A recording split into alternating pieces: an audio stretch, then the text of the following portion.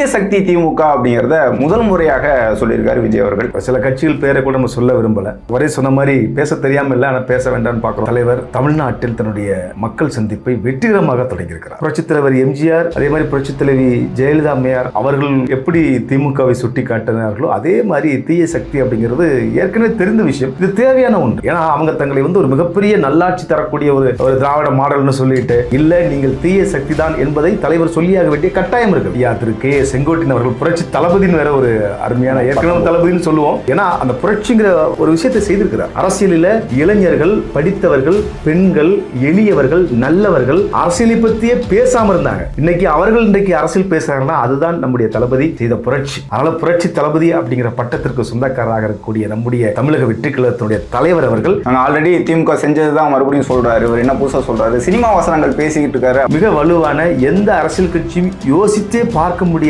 வாக்குறுதிகளை நம்முடைய தலைவர் அவர்கள் உருவாக்கி கொண்டிருக்கிறார். முறைப்படி அதற்கான அறிவிப்புலாம் தலைவர் நீங்க சொன்னார் இல்லையா, ஓசின்னு சொல்றீங்க. இன்னும் இந்த நாட்டில் சொந்த வீடு இல்லாதவர்கள் இருக்கிறார். அப்போ வீடு கிடைக்கணும் தளபதி சொல்றது சரிதானே. படிக்கணும்னு பள்ளி படிப்பையும் விட்டுறாங்க. அதையும் குறிப்பிட்டதாக ஒரு சில பள்ளிகள் மூடப்பட்டு இந்த ஸ்டாலின் அவர்களுடைய ஆட்சி தமிழ்நாட்டினுடைய ஒரு இருண்ட காலமாக கடந்த 4.5 ஆண்டு காலமாக பல்வேறு அரசு பள்ளிகள் மூடப்பட்டு விட்டன, நூலகமா மாற்றப்பட்டு விட்டன. பள்ளி கல்வித்துறை அமைச்சர் உதயநிதி ரசிகர் மன்ற தலைவராகத்தான் இன்னும் இருக்கிறார். அவர் நடிச்ச நடிப்பு இந்த உலகமே பார்த்துச்சு. 2 நாளைக்கு முன்னாடி ஒரு மாணவர் மதிய உணவு இருந்துகிட்டு இருக்கும் பொழுது அந்த சுற்றுச்சுவர் இடிந்து விழுந்து இருந்தார்னா இதைத்தான் இந்த அரசாங்கம் பள்ளி கல்வித்துறையை கையில் வைத்திருக்கக்கூடிய அமைச்சர் இந்த லட்சணத்தை எல்லாம் பார்க்கணும். நிதி கொடுக்கல அப்படின்ட்டு ஒன்றிய அரசை கை காமிக்கக்கூடிய திமுக பற்றியும் நம்ம தலைவருக்கும் திமுகவுக்கும் உள்ள வேறுபாடு என்ன அப்படின்னா, லேப்டாப்புங்க பொறுத்து பழைய காலத்துல ஜெயலலிதா அம்மா காலத்துல இருந்த ஒரு திட்டம். ஸ்டாலின் அவர்கள் தலைமையிலான இந்த திமுக அரசு ஒரு விடியாத ஒரு அரசாக இருக்கிறது. இவர்கள் இந்த மக்களை ஏமாற்றி கொண்டிருக்கிறார்கள். இந்த நாடகத்தை, இந்த கபட நாடகத்தை நம்முடைய தமிழக வெற்றி கழகத்துடைய தலைவர்கள் தோலுரித்து காட்டிக் கொண்டிருக்கிறார். எந்த துறை எடுத்தாலும் ஊழல், முறைகேடுகள், நிர்வாக சீர்கேடுகள். இந்த அரசாங்கத்தை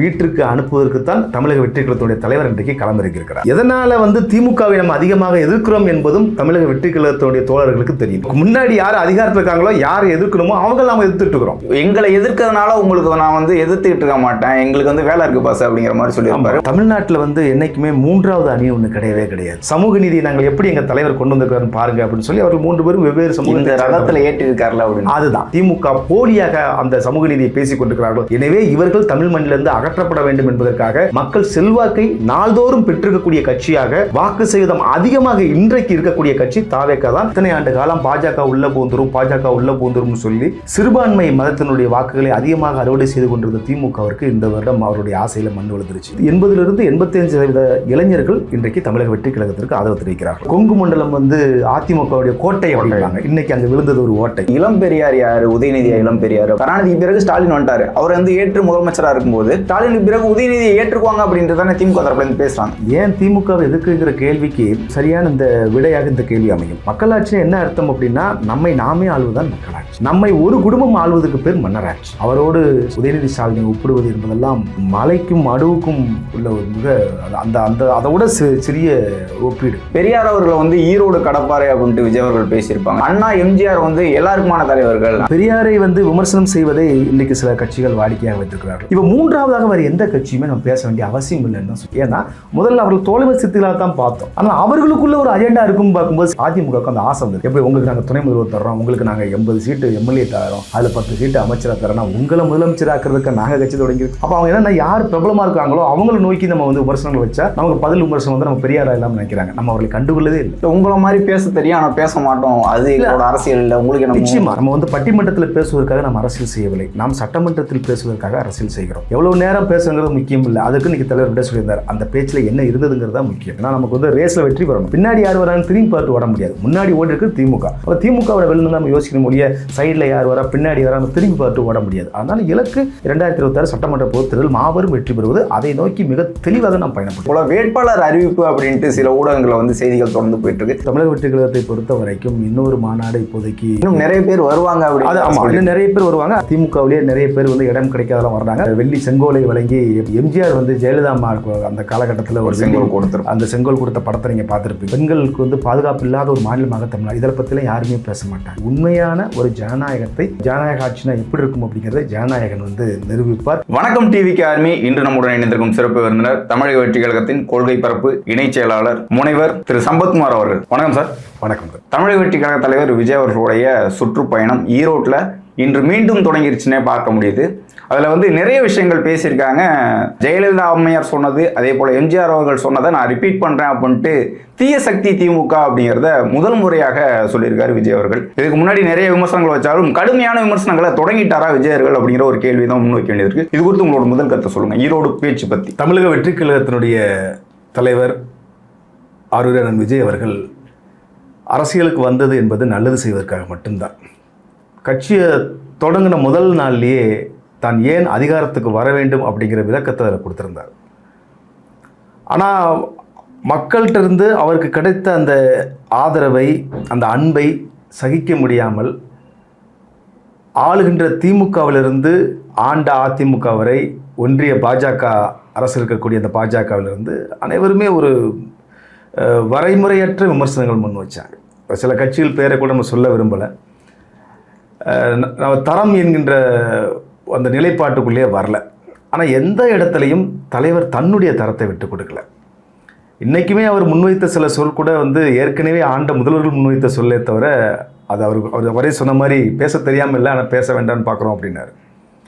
ஆனால் இது தேர்தல் நெருங்கிட்டு இருக்கிற காலகட்டம். இன்னும் கூட நாம் மெதுவாக பொறுமையாக சகிப்புத்தன்மையோடு இன்னும் நம்ம பயணப்பட முடியாது. ஏன்னா அரசியலுக்குள்ளே வந்ததுக்கப்புறம் எந்த அளவுக்கு நமக்கு பணிவும் இருக்கணுமோ அதே அளவுக்கு நமக்கு துணிவும் வேணும். அந்த அடிப்படையில் ஒரு 3 மாத இடைவெளியில் இன்றைக்கு மீண்டும் தலைவர் தமிழ்நாட்டில் தன்னுடைய மக்கள் சந்திப்பை வெற்றிகரமாக தொடங்கியிருக்கிறார். பல விமர்சனங்களுக்கு அவர் பதிலளித்திருக்கிறார். குறிப்பாக புதுச்சேரியில் பேசும்போது 10 நிமிஷம் 12 நிமிஷம் அவரே அதை சுட்டி காட்டுறார். இன்றைக்கி கிட்டத்தட்ட கரெக்டாக அரை மணி நேரம் பேசியிருக்கிறார். ரொம்ப இயல்பாக பேசியிருக்கிறார், ரொம்ப உற்சாகத்தோடு பேசியிருக்கிறார், மக்களோட அந்த கலந்து பேசியிருக்கிறார். வெறுமனையாக ஒருத்தர் பேச இன்னொருத்தர் கேட்கங்கிற மாதிரி இல்லாமல் இங்கேருந்து கேட்க அங்கேருந்து பதில் வரங்கிற மாதிரி சொல்லும் பொழுது எந்த அளவுக்கு மக்கள் அன்பை வெளிக்காட்டுகிறார்கள் என்பதை மீண்டும் ஒரு முறை ஈரோடு மண் நிரூபித்திருக்கிறது.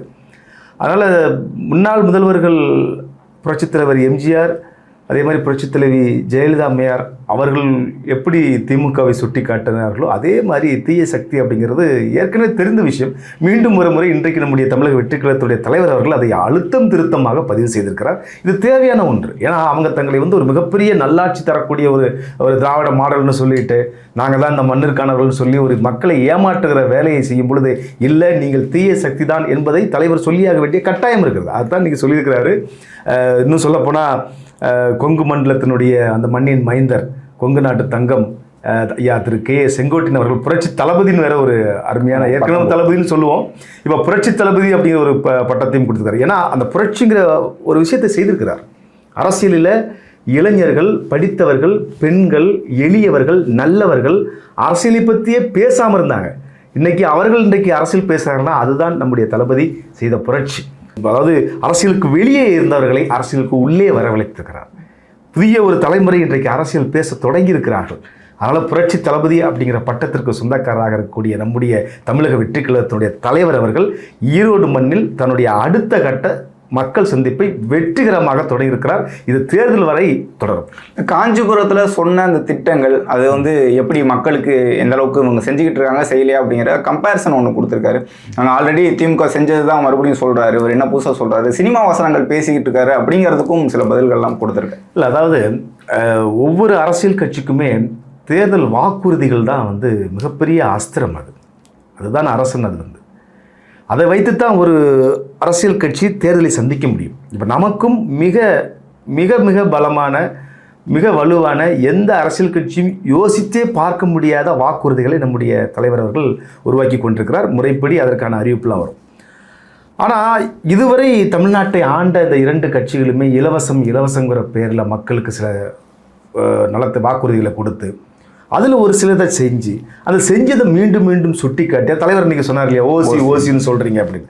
அப்போ இதைத்தான் தலைவர் என்ன சொல்கிறாரு, காஞ்சிபுரத்தில் நடந்த மக்கள் சந்திப்பில் நான் என்ன சொன்னேன், நாங்கள் ஆட்சிக்கு வருகின்ற பொழுது வீடு இல்லாதவர்களுக்கு வீடு கொடுப்போம்னு சொன்னோம். வீட்டில் ஒருவர் அவங்களுக்கு பட்டப்படிப்பு படிக்கணும், படித்த படிப்புக்கு ஏற்ற மாதிரியான வேலை வாய்ப்பு கிடைக்கணும், அந்த வேலை அதே மாதிரி அங்கே வாகன வசதியெல்லாம் பற்றி சொல்லி காமிச்சார். இது ஒன்று இந்த நாட்டுக்கு தேவையான ஒன்று தானே, இன்றைக்கி இல்லாமல் தானே இருக்குது. தலைவரே கேட்ட மாதிரி இன்றைக்கி இந்த தமிழ்நாட்டில் சமீபத்தில் கூட அரசு ஒரு சட்டம் போட்டிருக்குது. வாடகை ஒப்பந்ததாரர்கள் அப்படி அவங்களுக்கும் வந்து உரிமையாளர்களுக்கும் குடியேறுவர்களுக்கும் வந்து எந்த மாதிரியான ஒப்பந்தம் போடணும்னு சொல்லி. அப்போ இது எப்படி சொல்கிறோம் அப்படின்னா, இன்னும் இந்த நாட்டில் சொந்த வீடு இல்லாதவர்கள் இருக்கிறார்கள். அப்போ வீடு கிடைக்கணும்னு தளபதி சொல்கிறது சரிதானே? அதே மாதிரி இன்றைக்கி இந்திய அளவில் மற்ற மாநிலங்களை கம்பேர் பண்ணும்பொழுது தமிழ்நாடு அதிக அளவில் கல்லூரி படித்தவங்க இருக்கிறாங்க. ஆனால் முழுமையாக படிக்கலை.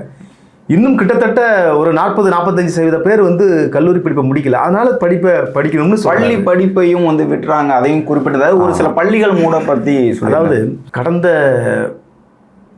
ஆட்சிகளை காட்டிலும் இந்த ஸ்டாலின் அவர்களுடைய ஆட்சி தமிழ்நாட்டினுடைய ஒரு இருண்ட காலமாக இருக்குது. நிதி நிலைமையே இல்லை. எந்த துறையை எடுத்துக்கிட்டாலும் அங்கே அப்பாயின்மெண்ட்ஸ் கிடையாது. எல்லாம் அவுட் சோர்சிங்.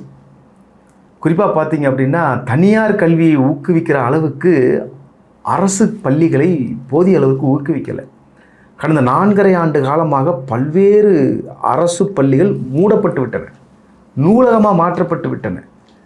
அரசு பள்ளியில் சேர கொரோனாவுக்கு பிறகு ஒரு எழுச்சி கிடச்சிது. மீண்டும் மக்கள் வந்து அரசு பள்ளியை நோக்கி வந்தாங்க.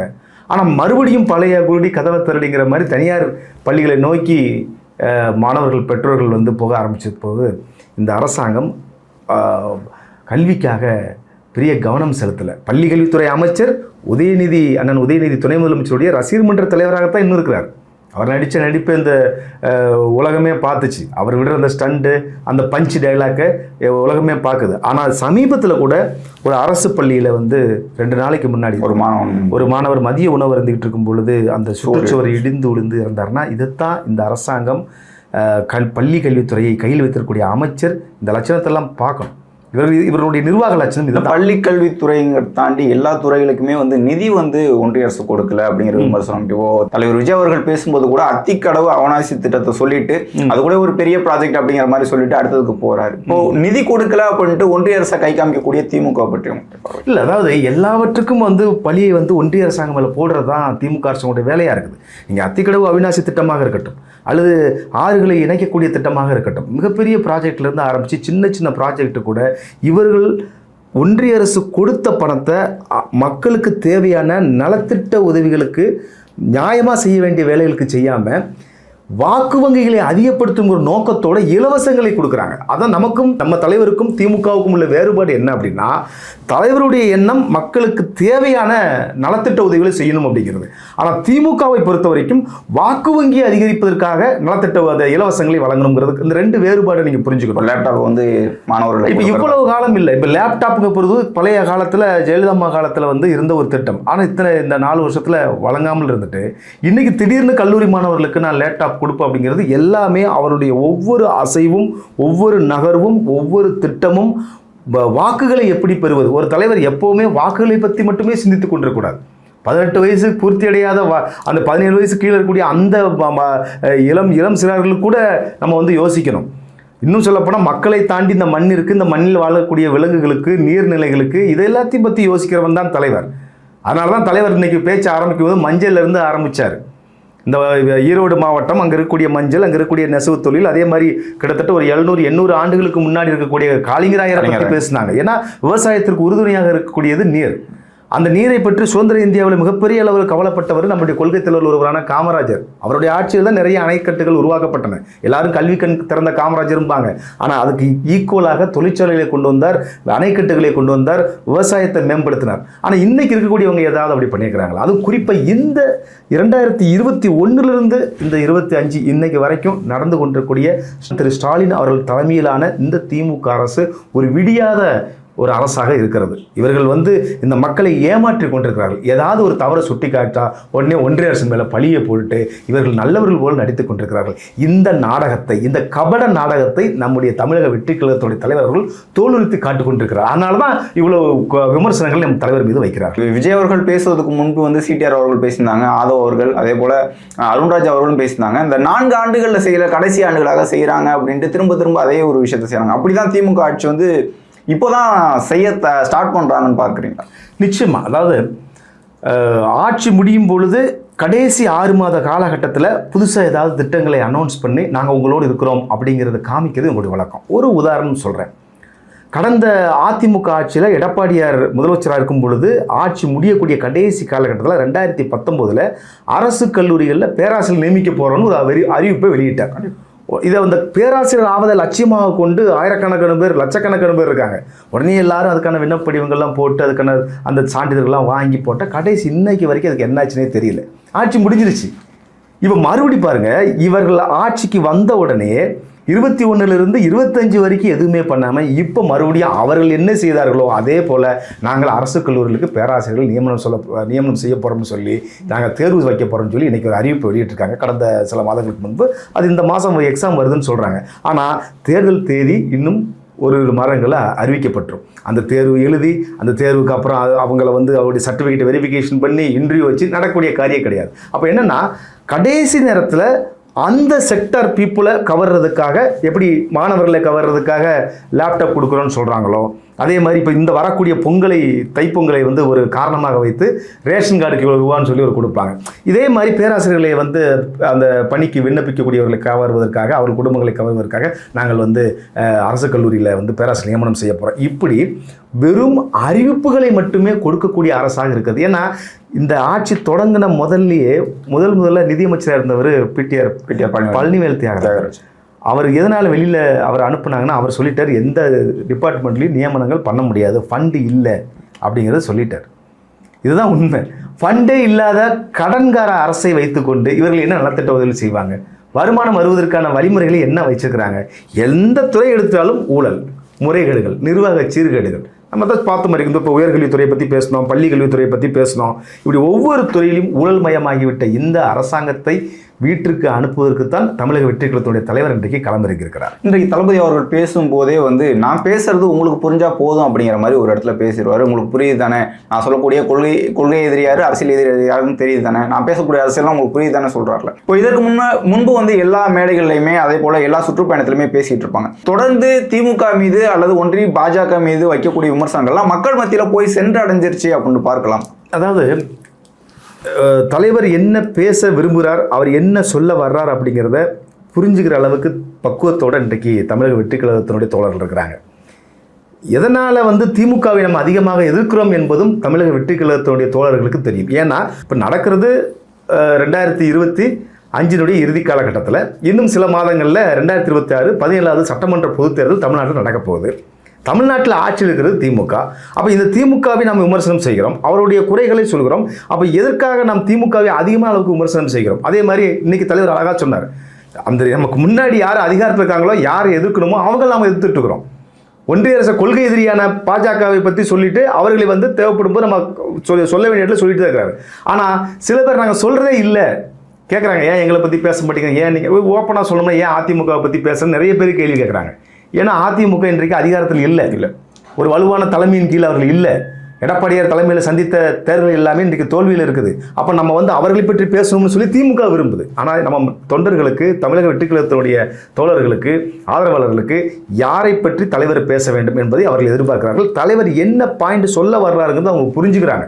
ஆனால் வெளியிலிருந்து விமர்சனம் வைக்கணும் அப்படிங்கிறவங்க தான் குறிப்பாக திமுக உள்ளிட்ட பல்வேறு கட்சிகள் தங்களுடைய வாக்கு வங்கி குறையுது அப்படிங்கிற அந்த பதற்றத்தில், பயத்தில், அந்த அச்சத்தில் என்ன செய்கிறாங்க அப்படின்னா, தலைவர் பேசுகிறது இவ்வளோ தான் பேசுகிறாரு, இதெல்லாம் அவர் சொல்லலை, இதை ஏன் இவ்வளோ ஷார்ட்டாக சொல்லியிருக்கிறாரு, இதை புரியும்படி சொல்லலை அப்படிங்கிற மாதிரியான ஒரு கற்பனைவாத விமர்சனங்கள் வைக்கிறாங்க. ஆனால் இது எல்லாம் தெரிந்து தான் தமிழக வெற்றி கழகத்தில் எல்லாரும் பிடிக்கிறாங்க. தலைவர் என்ன சொல்ல வர்றாருங்கிறத அவர் நினைச்சாலே போதும் இவங்களுக்கு புரிஞ்சிடும். கட்சியினருக்கு புரிஞ்சிச்சு, மக்களுக்கு புரிஞ்சிச்சு அப்படின்னு கேட்குறேன். இப்போ அதிலே இன்னொரு விஷயம் சொல்ல வைப்பாரு, எங்களை எதிர்க்கிறதுனால உங்களுக்கு நான் எதிர்த்துக்கிட்டு இருக்க மாட்டேன், எங்களுக்கு வேலை இருக்கு பாஸ் அப்படிங்கிற மாதிரி சொல்லியிருப்பாரு. மற்ற கட்சிகளை இப்போ 2026 தேர்தல் பொறுத்த வரைக்கும் திமுக மட்டும்தான் எதிர்ப்பாக, அந்த கட்சியோட செயல்பாடுகள் மட்டும்தான் இருக்க போகுதா? இல்லை, அதாவது தமிழ்நாட்டில் என்றைக்குமே மூன்றாவது அணி ஒன்று கிடையவே கிடையாது. கிட்டத்தட்ட 1952 முதல் தேர்தல் நடக்கும் பொழுது காங்கிரஸ் அன்னைக்கு பெரிய அளவில் இருந்தாங்க. அன்னைக்கு திமுக ஆரம்பிச்சு கூட போட்டியிடலை. 57க்கு அப்புறம் பார்த்தீங்கன்னா காங்கிரஸ் திமுகங்கிற ஒரு போட்டி தான் இருந்தது. அதுதான் மறுபடியும் 62லேயும் தொடருது. ஆனால் 67க்கு பிறகு அப்படியே அந்த காங்கிரஸ் வீழ்ச்சி அடையுது. அந்த இடத்த எம்ஜிஆர் 72 எம்ஜிஆர் கொண்டு வர்றாரு. எம்ஜிஆர் வந்ததுக்கப்புறம் பார்த்தீங்கன்னா எல்லா தேர்தலுமே எப்படி இருக்குன்னா திமுக வர்சஸ் அதிமுக அப்படி தான் இருக்குது. இது கடந்த 2021 வரைக்கும் தொடர்ந்து 2024 நாடாளுமன்ற தேர்தலையும் கூட தொடர்ந்தது. தேசிய கட்சியில் கூட காங்கிரஸும் பாஜகவும் கூட இங்க இருக்கக்கூடிய ஏதோ ஒரு கட்சியினுடைய மாநில கட்சியினுடைய தோளில் தான் ஏறி சவாரி செய்யக்கூடிய நிலைமை தான் இன்னைக்கும் இருக்குது. அதனால தான் இந்த சட்டமன்ற தேர்தலில் கூட அதிமுகவுடைய கூட்டணியை கம்பல் பண்ணி பாஜக வந்து எங்களோட கூட்டணி இருன்னு பிடிச்சு வச்சுக்கிறாங்க. அதே மாதிரி காங்கிரஸ் அவங்க என்ன விரட்டினாலும் திமுக விரட்டினாலும் அவங்க உங்களை விட்டு போக மாட்டேன்னு இருக்கிறாங்க. இப்போ இந்த கடந்த 50-60 ஆண்டு கால வரலாற்றை நீங்கள் எல்லாம் உற்று நோக்கி பார்த்தீங்க அப்படின்னா தமிழ்நாட்டில் 3வதாக ஒரு தலைவர் வரலை, ஒரு கட்சி வரல. அவர்கள் இந்த 2 கட்சிகளையும் அசைத்து பார்க்கக்கூடிய அளவிற்கு வரல. அப்படி பார்த்தோம் அப்படின்னா 2024 அப்புறம் தமிழ்நாட்டில் நம்முடைய தமிழக வெற்றி கழகத்துடைய தலைவர் அவர்கள் தொடங்கிய இந்த கட்சி மக்கள் செல்வாக்கு, அன்பு இதெல்லாம் என்ன சொல்லுது அப்படின்னா நாங்கள் 3வது கட்சி கிடையாது, நாங்கள் முதல் கட்சி, முதன்மை சக்தி அப்படிங்கிற விஷயத்த சொல்கிறோம். அப்போ முதன்மை சக்தி அப்படின்னா யாரை நம்ம வீழ்த்தணும் அப்படின்னு பார்க்கும்பொழுது நமக்கு வந்து நம்முடைய மதச்சார்பற்ற சமூக நீதி கொள்கையில் அப்படிங்கிற ஒரு விஷயத்தில் அங்கே போலியான ஒரு மதச்சார்பை இன்றைக்கு திமுக வைத்திருக்கிறது. அது நம்ம அதை பற்றி நம்ம விரிவாக பேசலாம். அதே மாதிரி சமூக நீதியின் தொட்டில்னு சொல்லக்கூடிய தமிழ்நாட்டில் இன்னைக்கு கூட வரவேற்புரை வழங்கும் பொழுது அந்த ஈரோடு மாவட்ட செயலாளர்கள் 3 பேர் மேடையில் இருக்கும்போது ஒரு வார்த்தை அழகாக சொன்னார். அவர் ஈரோடு 3 பேரை நிற்க வைக்கிறோம், 3 பேர் நிற்க வைக்கிறோம். இதுதான் அது வந்து விளக்கமாக சொல்ல புரிஞ்சுக்கணும். சமூக நீதியை நாங்கள் எப்படி எங்கள் தலைவர் கொண்டு வந்திருக்கிறான்னு பாருங்க அப்படின்னு சொல்லி அவர்கள் 3 பேரும் வெவ்வேறு சமூக ரதத்தில் ஏற்றிருக்காருல அப்படின்னு. அதுதான் அந்த 3 வெவ்வேறு சமூகத்தை சேர்ந்தவர்கள். இது மேடையில் இன்னைக்கு அந்த ரதத்து மேலே நிற்கிறது மட்டும் இல்லை சமூக நீதி. சமூக நீதி நம்ம வந்து ஒவ்வொரு நியமனத்திலும் நம்முடைய தலைவர் வந்து தமிழக வெற்றி கழகத்துறை தலைவர் ஒரு உயர்மட்ட நிர்வாக குழுவை வந்து 28 பேர் போடுறாருன்னா அதில் யார் யார் என்னென்ன சமூகங்கள் இருக்கணும் ஈக்குவலாக அவர்களுக்கு பிரதிநிதித்துவம் கொடுக்குறாரு. பொறுப்புகளை அறிவிக்கின்ற பொழுது சமூகங்களுக்கு உரிய பிரதிநிதித்துவம் கொடுக்குறாரு. அப்போ உண்மையான சமூக நீதியை கடைபிடித்து கொண்டிருக்கக்கூடிய கட்சி தமிழக வெற்றி கழகம். அந்த சமூக நீதி நாங்கள் தான் தூக்கி பிடிக்கிறோம்னு சொல்லக்கூடிய திமுக போலியாக அந்த சமூக நீதியை பேசிக் கொண்டிருக்கிறார்கள். எனவே இவர்கள் தமிழ் மண்ணிலிருந்து அகற்றப்பட வேண்டும் என்பதற்காக நாம் திமுக தான் ஆட்சி அதிகாரத்தில் இருக்கிறார்கள். அவர்கள் மீண்டும் வருவதற்காக தயாராகி கொண்டிருக்கிறார்கள். அதற்கான கூட்டணியை சேர்த்து கொண்டிருக்கிறார்கள். எதிரில் இருக்கக்கூடிய அதிமுக வலுவிழந்து போயிருக்குது. அப்போ இவர்களுக்கு இருவருக்கும் மாற்றாக அந்த ஆட்சியும் அதிகாரத்தையும் நோக்கி நகர்ந்து கொண்டிருக்கக்கூடிய அதிக அளவு மக்கள் செல்வாக்கை நாள்தோறும் பெற்றிருக்கக்கூடிய கட்சியாக வாக்கு சதவீதம் அதிகமாக இன்றைக்கு இருக்கக்கூடிய கட்சி தாவேகா தான். அதனால் நம்முடைய தலைவருடைய பயணம், அவருடைய சிந்தனை, அவருடைய செயல்பாடு எல்லாமே ஒரு ஆட்சியை பிடிக்கக்கூடிய அந்த பயணத்தில் அவர் தெளிவாக இருக்கிறார். இப்போ மக்கள் செல்வாக்குன்னு சொல்கிறீங்க, இப்போது உங்களுக்கு தெரியும் இப்போ எந்தெந்த வயதை சேர்ந்தவர்கள் இருக்காங்க தாவேகாவுக்கு ஆதரவு தெரிவிக்கிறாங்க. பெண்கள் குறித்து தொடர்ந்து தலைவர் அவர்கள் வந்து இது எல்லா மீட்டிங்லேயும் பேசிகிட்டு இருக்காரு. பெண்களோட ஆதரவு என்னோட அம்மா அக்காவோட ஆதரவோட தான் நான் நிற்கிறேன் அப்படிங்கிற மாதிரி பேசிட்டு இருக்காங்க.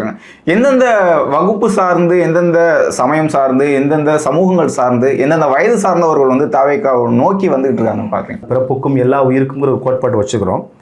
எல்லா சமூகங்களுக்குமே உரிய பிரதிநிதித்துவத்தை கொடுத்துக்கிட்டு இருக்கோம். அதுதான் சமூக நீதினு சொல்கிறோம். அதனால தான் சாதிவாரி கணக்கெடுப்பை நடத்தி உண்மையான விதாச்சார பங்கீட்டை கொடுக்கணும்னு பேசுகிறோம். அதனால் நம்முடைய கட்சியினுடைய அந்த ஒரு கணக்கீட்டின்படி சமூகம் சார்ந்து நமக்கு எவ்வளோ பேர் ஆதரவு கொடுக்குறாங்க அப்படிங்கிற ஒரு புள்ளியோரத்துக்குள்ளே நம்ம தலைவர் அதை விரும்பலை. அதே மாதிரி தான் மதமும். ஆனாலும் கூட ஒரு ஒப்பீட்டளவில் பார்த்தோம் அப்படின்னா இத்தனை ஆண்டு காலம் பாஜக உள்ளே பூந்துரும்னு சொல்லி சிறுபான்மை மதத்தினுடைய வாக்குகளை அதிகமாக அறுவடை செய்து கொண்டிருந்த திமுகவிற்கு இந்த வருடம் அவருடைய ஆசையில் மண் விழுந்துருச்சு. ஏன்னா இஸ்லாமியர்கள் மற்றும் கிறிஸ்துவ அந்த மார்க்கத்தை சேர்ந்தவர்கள் வந்து மிகப்பெரிய அளவிற்கு இவர்கள் தான் உண்மையான மதச்சார்பு பற்றி பேசுகிறார்.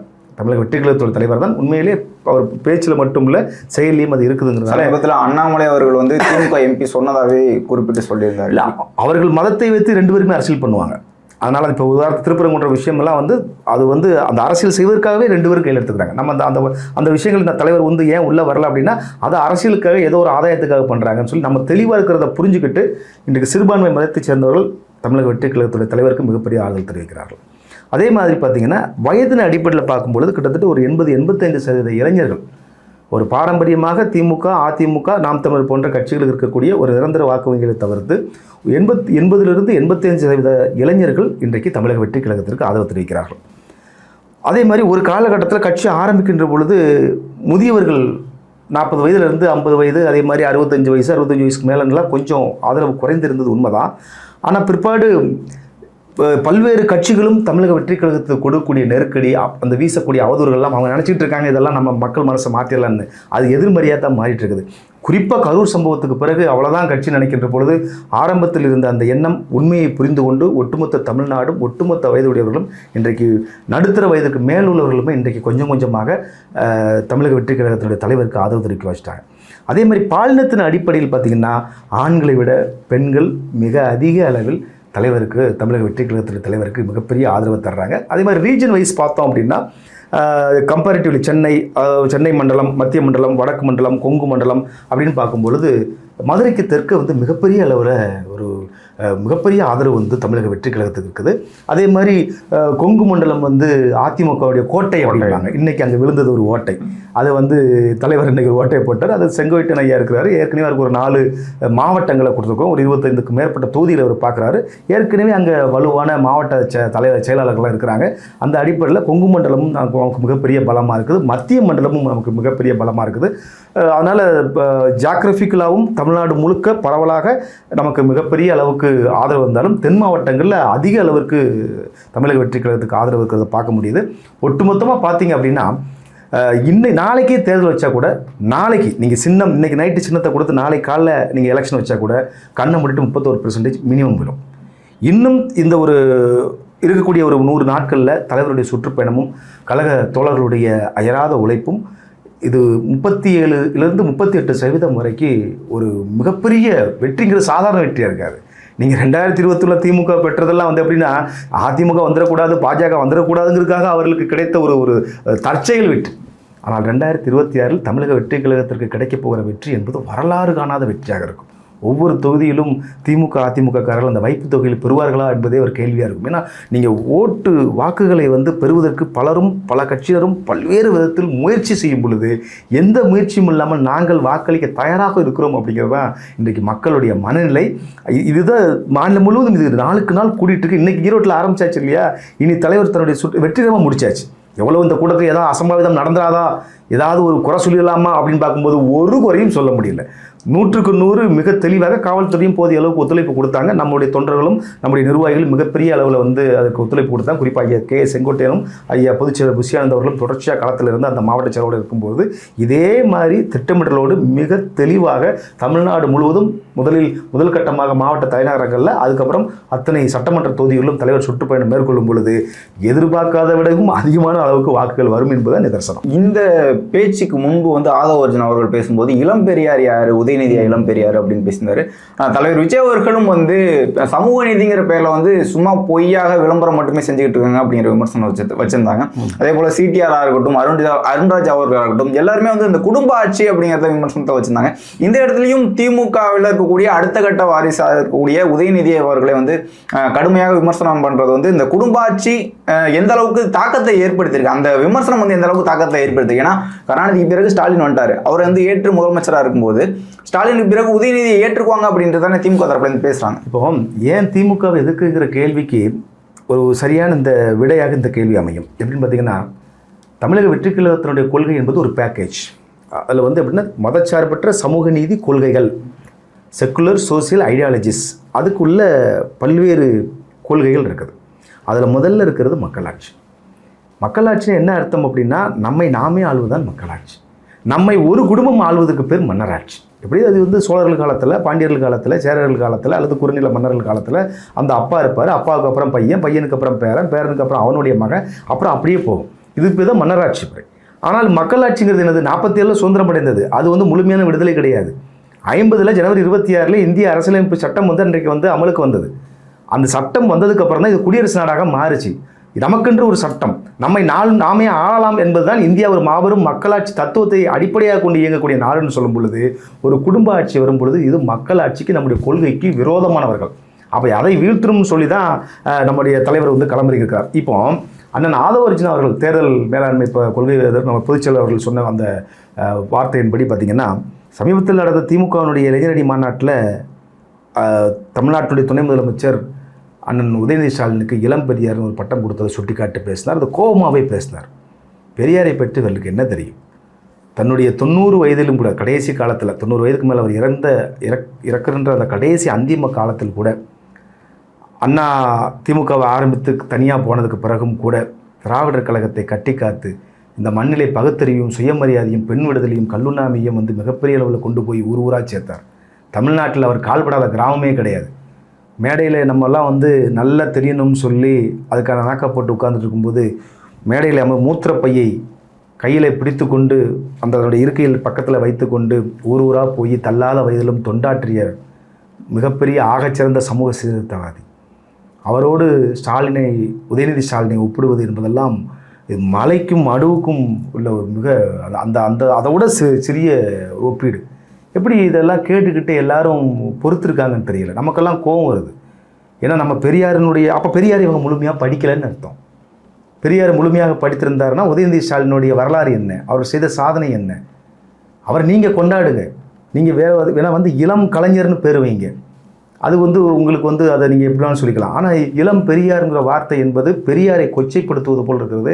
இதை தமிழக வெற்றி கழகத்து இதை பொறுத்துட்டு இருக்க மாட்டோங்கிறது தான் நம்முடைய தேர்தல் மேலாண்மை பொதுச்செயலாளர் அண்ணன் ஆதவர்ஜனாவுடைய அந்த கோபத்தினுடைய வெளிப்பாடு தான் அந்த சொற்கள், இன்னைக்கு பேசிய சொற்கள். இந்த இடத்துல பெரியார் அவர்களை ஈரோடு கடப்பாறை அப்படின்ட்டு விஜய் அவர்கள் பேசியிருப்பாங்க. இதற்கு முன்பு இந்த கடப்பாறை அப்படிங்கிற விஷயம், நெம்புகோல் அப்படிங்கிற விஷயம்லாம் இன்னொரு தலைவர் பேசியிருந்தாரு.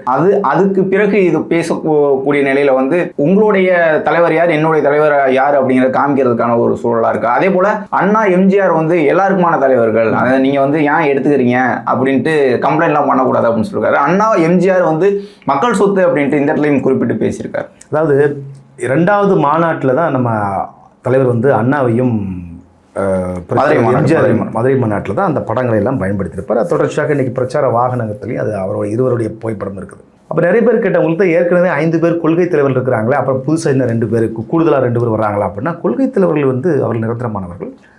அதை நம்ம எப்போவுமே அந்த கட்சியினுடைய செயல்பாடு எல்லாமே அந்த தலைவர்களுடைய முன்மாதிரியாக வைத்து தான் இருக்கும். அப்போ இவர் தற்காலிகமானவர்களானா அப்படி கிடையாது. அவர் ஒரு குறியீடு, ஒரு ஐக்கான். எப்படி சொல்கிறோம்னா வெற்றி குறியீடு.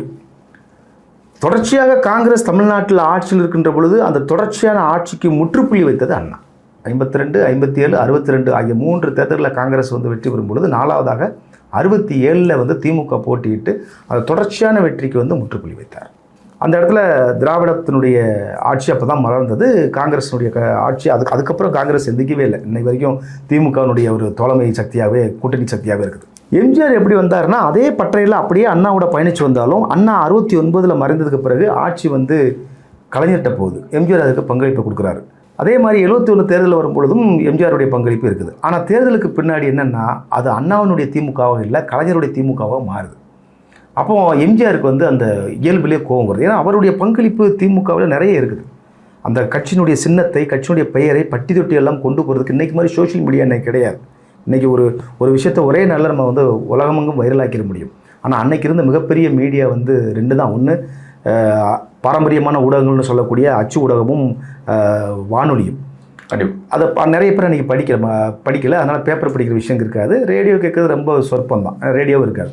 அப்போ மிகப்பெரிய மாஸ் மீடியா எதுனா சினிமா. அந்த சினிமாவில் தன்னுடைய கேரக்டரில் வரும் பொழுதெல்லாம் கருப்பு சிவப்பு வண்ணத்தை அவர் உடையில் வச்சுக்கிட்டு அந்த உதய சூரியனுடைய சின்னத்தை காமிச்சிட்டு அண்ணாவுடைய படத்தை காமிச்சு தன்னுடைய படங்களில் மிகப்பெரிய அளவில் மக்கள் மத்தியில் எளிய மக்கள்கிட்ட பட்டி தொட்டி எங்கும் கொண்டு போய் சேர்த்தவர் எம்ஜிஆர். ஆனால் அவரே கலைஞர் திமுகவாக மாறின பிறகு கோபம் கொண்டு 72 அதிமுகவை ஆரம்பித்து தொடர்ச்சியாக 2 முறை 67 திமுக, 71 திமுக, அப்போ தொடர்ச்சியாக ஒரு 10 ஆண்டுகள் அங்கே வரும்போது அதற்கு முற்றுப்புள்ளி வச்சு 77 ஒரு ஆட்சி மாற்றத்தை கொடுக்குறோம். அப்போ ஆட்சி மாற்றம் அப்படிங்கிற ஒரு விஷயம் இவங்க 2 பேர் தான் கொண்டு வந்தாங்க.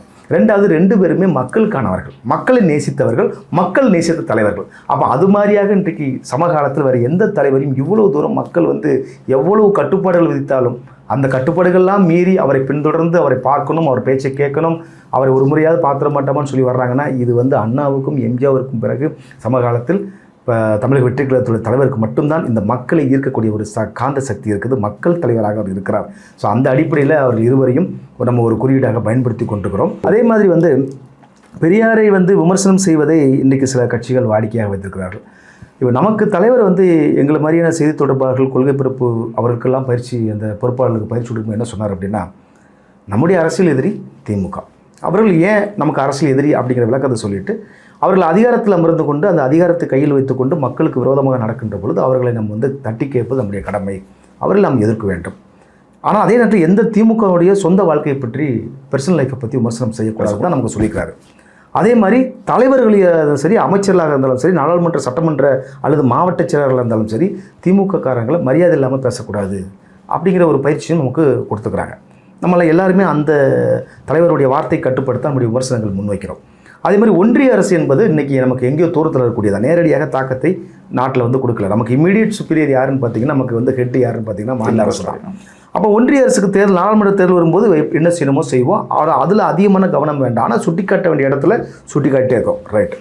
இப்போ மூன்றாவதாக வேறு எந்த கட்சியுமே நம்ம பேச வேண்டிய அவசியம் இல்லைன்னு தான் சொல்லிக்கிறேன். ஏன்னா முதல்ல அவர்கள் தோல்வி சித்திகளாக தான் பார்த்தோம். ஆனால் அவர்களுக்குள்ள ஒரு அஜெண்டா இருக்குன்னு பார்க்கும்போது சிலருக்கு என்ன ஆசை இருந்தது, நம்மளுடைய மக்கள் சக்தியை, தலைவருடைய மக்கள் சக்தியை, தலைவருக்கு கூடுகிற இந்த கூட்டத்தை தனக்கு சாதகமாக பயன்படுத்திக்கலாமா. குறிப்பாக ஓப்பனாக சொல்லணும்னா அதிமுகவுக்கு அந்த ஆசை வந்துருச்சு. எப்படி உங்களுக்கு நாங்கள் துணை முதல்வர் தர்றோம், உங்களுக்கு நாங்கள் 80 சீட்டு எம்எல்ஏ தரோம், அதில் 10 சீட்டு அமைச்சராக தரோன்னா உங்களை முதலமைச்சராக்கிறதுக்கு நாங்கள் கட்சி தொடங்கியிருக்கோம். எங்களை பொறுத்தவரை எங்கள் செயற்குழு கூட்டங்களையும் பொதுக்குழு கூட்டங்களையும் எங்களுடைய தீர்மானம் என்ன சொல்லுது, தமிழக வெற்றி கழகத்தினுடைய முதல்வர் வேட்பாளர் எங்களுடைய ஆறுகிற அண்ணன் விஜய் அவர்கள் மட்டும்தான். கூட்டணியை முடிவு செய்யக்கூடிய அதிகாரம் அவருக்கு மட்டும்தான் உண்டு. கூட்டணி யாராவது கட்சியில் வந்தால் ஏற்றுக்கொள்வோம், அதை எங்கள் தலைவர் அவருக்கு பரிசீலித்து தமிழக வெற்றி கழகத்தின் தலைமையில் தான் அவர்கள் பயணிக்க வேண்டும். அதே மாதிரி தேர்தல் வாக்குறுதிகளை உருவாக்குறதுக்கான கமிட்டி முடிவு செய்கிறது அவர் தான். அதே மாதிரி பரப்புரையை திட்டமிடுறது அவர் தான். இப்படி எல்லா அதிகாரமும் அவருக்கு கொடுத்து நாங்கள் அவரை முதலமைச்சராக்க ஆசைப்படுவோமா அல்லது எடப்பாடியாரை முதலமைச்சராக்குவோமா? அப்போ அவர்களை நாங்கள் விமர்சனம் செய்யலை. பட் அவர்களை மட்டும் ஆசைப்பட்டாங்க. அந்த ஆசை நிராசையானவொடனே இன்றைக்கி விமர்சனங்களை முன்வைக்கிறாங்க. அதே மாதிரி இன்னும் சில சின்ன சின்ன கட்சிகள் இருக்கிறாங்க. எப்படியாவது எதையாவது பேசி வளர்ந்துடலாமா? அப்போ அவங்க என்னென்னா யார் பிரபலமாக இருக்காங்களோ அவங்கள நோக்கி நம்ம விமர்சனங்கள் வச்சா நமக்கு பதில் விமர்சனம் நம்ம பெரியாரா இல்லாமல் நினைக்கிறாங்க. நம்ம அவர்களை கண்டுகொள்ளதே இல்லை. உங்களை மாதிரி பேச தெரியும் ஆனால் பேச மாட்டோம், அது எங்களோட அரசியல் இல்லை. உங்களுக்கு என்ன நிச்சயமா, அதாவது எதை பேசணும், எதை ஒரு வார்த்தை வெல்லும் ஒரு வார்த்தை கொல்லும்னு சொல்லுவாங்க. மக்கள் எதை விரும்புகிறார்களோ அதை பேசணும், எது தேவையோ அதை பேசணும். நம்ம பட்டிமன்றத்தில் பேசுவதற்காக நாம் அரசியல் செய்யவில்லை, நாம் சட்டமன்றத்தில் பேசுவதற்காக அரசியல் செய்கிறோம். எவ்வளோ நேரம் பேசுங்கிறது முக்கியம் இல்லை, அதுக்கு இன்றைக்கி தலைவர் விட சொல்லியிருந்தார். அந்த பேச்சில் என்ன இருந்ததுங்கிறது தான் முக்கியம். நம்ம பேசுகிறத விட நம்ம பேசுகிறத மற்றவர்கள் பேசுபொருளாக மாற்ற வேண்டும். அது இன்றைக்கி இன்னும் ஒரு வாரத்துக்கு தலைவர் பேசுகிறது தான் பேசுவாங்க. இன்றைக்கு நாடு முழுவதும் இருக்கக்கூடிய ஊடகங்கள் யாருக்கு நேரலை கொடுத்தாங்க, அது சம்மந்தமாக இன்றைக்கு இரவு பல்வேறு தொலைக்காட்சியில் நேரலை விவாதங்கள் நடக்கும் அப்படின்னா தலைவர் பேசியதை எல்லாரும் பேசுகிறார்கள்னு சொன்னால் இதுதான் அரசியல். அதனால் நம் எந்த தரத்தில் இயங்க வேண்டும் என்பதை தமிழக வெற்றி கழகத்திற்கு ஒரு தரம் இருக்கிறது. அந்த தரத்திலிருந்து தலைவரிலிருந்து பொறுப்பாளர்களிலிருந்து கடைசி கடைக்கோடி தொண்டர் வரை தரத்திலிருந்து விலக மாட்டோம் அப்படிங்கிறது தான் நமக்கு தலைவர் சொல்ல வந்த செய்தி. அதனால் நம்மளுடைய இலக்கை நோக்கி நாம் முன்னேறி கொண்டிருக்கின்ற பொழுது பக்கத்தில் வரக்கூடியவர்களை பற்றி நம்ம கவலைப்பட வேண்டாம். ஏன்னா நமக்கு ரேஸில் வெற்றி பெறணும். பின்னாடி யார் வரான்னு திரும்பி பார்த்து ஓட முடியாது. முன்னாடி ஓடி இருக்குது திமுக. அப்போ திமுகவோட வெளில நம்ம யோசிக்கணும் மொழிய சைடில் யார் வரா பின்னாடி வரான்னு திரும்பி பார்த்து ஓட முடியாது. அதனால் இலக்கு 2026 சட்டமன்ற பொதுத் தேர்தல் மாபெரும் வெற்றி பெறுவது. அதை நோக்கி மிக தெளிவாக நாம் பயணப்பட்டுக்கணும். கரூருக்கு பிறகு ஈரோடு தான் முதல் கூட்டமாக நடந்திருக்கு. இதன் பிறகு எங்கே நடக்கும், அதே போல் வேட்பாளர் அறிவிப்பு அப்படின்ட்டு சில ஊடகங்களில் செய்திகள் தொடர்ந்து போயிட்டு இருக்கு. 2026 தேர்தலுக்காக அடுத்தடுத்த கட்டம் முதல் விக்கிரவாண்டி மாதிரி, அடுத்து மதுரையில் கூட்டம் மாதிரி, அது அந்த மாதிரி மிகப்பெரிய ஒரு மாநாடுகள் நடக்க வாய்ப்புகள் இருக்கு. 2026 தேர்தல் களம் தாவேக்காவுக்கு எப்படி இருக்கும்? இல்லை, நிறைய கட்சிகள் இந்த ஜனவரியில் மாநாடு போட்டுக்கு திட்டமிட்டு இருக்கிறாங்க. நம்ம கட்சியை தமிழக வெற்றி கழகத்தை பொறுத்த வரைக்கும் இன்னொரு மாநாடு இப்போதைக்கு இருக்காது என்பதுதான் தலைமையிலேருந்து நமக்கு செய்தி. ஆனால் இன்று நடந்த ஒரு மக்கள் சந்திப்பு, ஒரு சாதாரண பொதுக்கூட்டம் கூட மாநாடு மாதிரி தான். பல்லாயிரக்கணக்கான பேர் கூடக்கூடிய மற்ற கட்சியோட மாநாடு நம்ம கட்சிக்கு ஈரோட செல்ஃபி எடுக்கிறேன். ஆமாம், அது ஒரு பொதுக்கூட்டம் தான். அந்த செல்ஃபிலேயே தெரிஞ்சிருக்கேன் எவ்வளோ கூட்டம் வந்திருக்குன்னு சொல்லி. ஏன்னா இந்த பரப்புரைக்கான காலகட்டம் இது. இந்த நேரத்தில் மாநாடு நடத்திட்டு இருக்க மாட்டாங்க அப்படிங்கிறது நமக்கு தெரிந்த அளவில் சொல்லக்கூடிய செய்தி. கரூர் அந்த நெரிசலுக்கு பிறகு, அந்த இழப்பு விபத்திற்கு பிறகு ஏற்பட்ட துயரத்தில் இன்னும் எந்த ஒரு தமிழக வெற்றி கழகத்தினுடைய தோழரும் அது அவ்வளோ சீக்கிரம் வெளியே வர முடியாது. தலைவருக்கு தன்னுடைய வாழ்நாள் முழுக்க அந்த சோகம் அவருக்கு இருக்குது. அதன் அடிப்படையில் நமக்கு ஏற்பட்ட அவதூறுகளை பரப்புனாங்க, பல்வேறு நெருக்கடிகளை கொடுத்தாங்க. அதை மீறி தான் அந்த பாதிக்கப்பட்ட குடும்பத்தில் முதல்ல சந்தித்தோம். அப்புறம் சிறப்பு பொதுக்குழு கூட்டம் போட்டோம். அதுக்கப்புறம் காஞ்சிபுரத்தில் ஒரு தனியார் கல்வி நிறுவனத்தில் ஒரு மக்கள் சந்திப்பு வச்சு, அதுக்கப்புறம் புதுச்சேரியில் சிறப்பாக மக்கள் சந்திப்பு மிக சிறப்பாக முடிஞ்சுது. அந்த ஊருடைய அளவிற்கு அது சிறப்பாக முடிஞ்சுது. அப்படி பார்க்கும்போது இன்றைக்கி தமிழ்நாட்டில், இன்றைக்கி ஈரோட்டில், கொங்கு மண்டலத்தில் ஒரு மிகப்பெரிய ஒரு வெற்றிகரமாக அந்த மக்கள் சந்திப்பு முடிஞ்சிருக்கு. இது தொடர்ச்சியாக தலைவர் ஏற்கனவே திட்டமிட்டது தான். இன்னும் நிறைய பேர் வருவாங்க. அது ஆமாம், இன்னும் நிறைய பேர் வருவாங்க. அதே மாதிரி நீங்கள் இன்னொரு கேள்வி கேட்டிங்க. நிறைய பல்வேறு அதிமுக மற்றும் திமுகவிலேயே நிறைய பேர் இடம் கிடைக்காதெல்லாம் வர்றாங்க. பட் தலைவர் யாரை தேர்ந்தெடுப்பது என்பது தலைவருடைய தனிப்பட்ட முடிவு. இவர்கள் வந்தால் இவர்கள் மூலமாக மக்களுக்கு நல்லது நினைக்கும்னா நிச்சயமாக அவர் யாராக இருந்தாலும் தலைவர் அவங்களுக்கான அங்கீகாரம் கொடுக்கும். நிச்சயமாக அங்கீகாரம். இன்றைக்கி ஐயா KS அவர்களுக்கு கிடைத்த அங்கீகாரம் மிகப்பெரிய அங்கீகாரம். அதே மாதிரி அவருமே இன்றைக்கு அந்த வெள்ளி செங்கோலை வழங்கி, எப்படி இது என்ன ஞாபகத்துக்கு வருதுன்னா, எம்ஜிஆர் ஜெயலலிதா அம்மா அந்த காலகட்டத்தில் ஒரு செங்கோல் கொடுத்துரு, அந்த செங்கோல் கொடுத்த படத்தை நீங்கள் பார்த்துருப்பீங்க. அது மாதிரி இனி இந்த தமிழ்நாட்டினுடைய அடுத்த முதலமைச்சர் நீங்கள் தான் அப்படிங்கிறத கட்டியம் கூறுற அளவுக்கு செங்கோட்டையன் ஐயா அவர்கள் கொடுத்த அந்த வெள்ளி செங்கோல் நினைவுபடுத்துது. வேட்பாளர்களை பற்றி இங்கே பலவிதமான ஒரு யூகங்கள் வெளிவந்துட்டு இருக்குது. ஆனால் கடந்த வாரம் நடந்த பனையூரில் தலைமைச் செயல் அலுவலகத்தில் நடந்த ஆலோசனை கூட்டத்தில் தெளிவாக பொதுச் செயலாளர் உள்ளிட்ட அனைத்து முக்கிய நிர்வாகிகளுமே என்ன சொன்னாங்க அப்படின்னா அது தலைவர் முடிவெடுப்பார். செங்கோட்டையன் அவர்கள் என்ன சொன்னார்னா, நான் வேட்பாளரா என்பதை தலைவர் சொல்லித்தான் எனக்கு தெரியணும் அப்படின்னாரு. அப்போ தான் தெரியும் அப்படின்னாரு. அந்த அளவுக்கு அதை வந்து ரகசியமாக எந்தெந்த தொகுதிகளெல்லாம் வந்து யாரை நிப்பாட்டணும் அப்படிங்கிறதெல்லாம் வந்து தலைவர் அதற்கான ஒரு குழுவை அமைத்து அதை பார்த்துட்ருக்கிறாரு. ஆனால் இவங்க ஊடகங்கள் என்ன பண்ணுறாங்கன்னா, நம்ம கட்சிக்குள்ளே தமிழக வெற்றி கழகத்துக்குள்ளே ஏதாவது குழப்பத்தை விளைவிச்சிடலாமா அப்படின்னு சொல்லி இங்கே அறிவிக்க போகிறாங்க, அங்கே அவர் தான் முதல் வேட்பாளர், இங்கே இவர் தான் இது சட்டமன்ற தொகுதி வேட்பாளர் அப்படிங்கிற மாதிரிலாம் சொல்கிறாங்க. ஏன்னா புதுச்சேரியில் முதல் வேட்பாளர் யாருன்னு சொன்னாங்க. அதில் அந்த மாதிரியான ஒரு யூகங்களுக்கு, அது மாதிரியான ஒரு கற்பனைகளுக்கு நாம் வந்து தீனிப்பட முடியாது. தமிழக வெற்றி கழகத்தை பொறுத்தவரை ஒரு இலக்கை நோக்கி ஒரு கொள்கையோடு, ஒரு கொள்கை தெளிவோடு, ஒரு சீரிய நிர்வாகத்தோடு திறம்பட நாம் பயணித்து கொண்டிருக்கிறோம்.